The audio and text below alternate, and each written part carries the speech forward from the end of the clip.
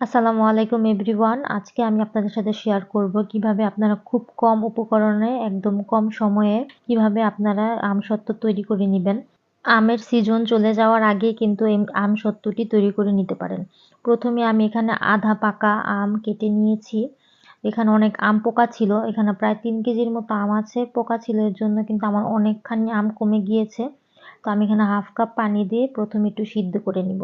তো দেখতেই পাচ্ছেন আমি কিন্তু সিদ্ধ করে নিয়েছি। তারপর আমি এখানে একটু ব্লেন্ড করে নিব। অনেকে একটু ছেঁকে নেয় কিন্তু আমি ছাঁকিনি। জাস্ট ব্লেন্ড করেই কিন্তু আমি আমসত্ত্বটা তৈরি করে নিব। এখানে একটা প্যানে আমি 2 কাপের মতো চিনি দিয়ে দিয়েছি। এখানে আমি ক্যারামেল তৈরি করব। তো 2 কাপ চিনিতে হয়ে গিয়েছে। আপনারা যদি চিনি আরেকটু বাড়িয়ে বা কমিয়ে নিতে পারবেন।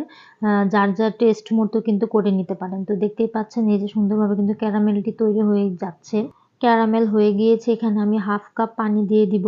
এতে করে ক্যারামেলের যে শক্ত একটা ভাব থাকে সেটা কিন্তু একটু লিকুইড হয়ে যাবে।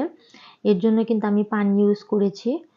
এখানে যদি আমি ডাইরেক্ট আমের পিউরিটা দিতাম তখন কিন্তু এটা দানা হয়ে যেত বা একটু চাকা হয়ে যেত। এর জন্য কিন্তু আমি এভাবেই তৈরি করে নিচ্ছি। দেখতেই পাচ্ছেন আমার কিন্তু এখন এই যে দেখুন একটু তরলভাবে কিন্তু ক্যারামেলটা হয়ে গিয়েছে। পানির সাথে সুন্দরভাবে যখন ক্যারামেল মেল্ট হয়ে যাবে তখন আমি সুন্দরভাবে আমের পিউরিটি এখানে দিয়ে দিচ্ছি। এখানে দিয়ে আমি কিছুক্ষণ অনবরত নেড়ে নিব যাতে সুন্দরভাবে ক্যারামেল আর আমটি একদম সুন্দরভাবে মেল্ট হয়ে যায়।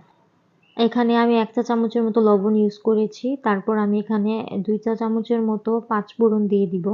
এতে করে একটা সুন্দর সুঘ্রাণ বের হবে। এর জন্য কিন্তু আমি পাঁচফোড়নটা ইউজ করেছি।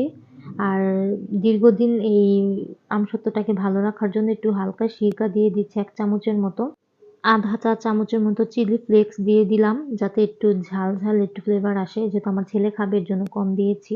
আমার কিন্তু আমসত্ত্বটা হয়ে গিয়েছে। এরপর আমি একটা ট্রেতে সরিষার তেল নিয়ে আমি একটু ব্রাশ করে দিচ্ছি। তারপরে এই যে আমের যে পিউরিটা হয়েছে আমসত্ত্বটা তো সেটা আমি এখন এখানে ঢেলে দিব। একদম সহজভাবেই কিন্তু আমি দেখিয়েছি একদম কম উপকরণে। তারপরে এখানে আমি 2 দিন এটাকে রোদ্রে শুকালেই দেখবেন খুব সুন্দর একটি আমসত্ত্ব তৈরি হয়ে যায়। আমার ছেলে খুব পছন্দ করে।